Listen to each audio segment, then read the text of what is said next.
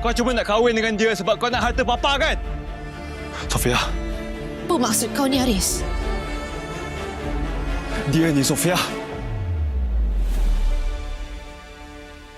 Dia ni penjenayah.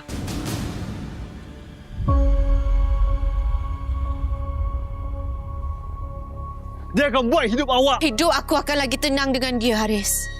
Aku tahu kau saja nak burukkan dia sebab kau tak nak aku kahwin dengan dia, kan? Sofia.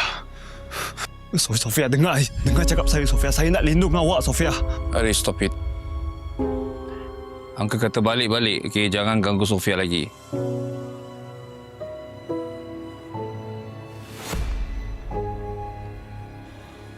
Langkah mayat aku dulu baru kau kahwin dengan Sofia.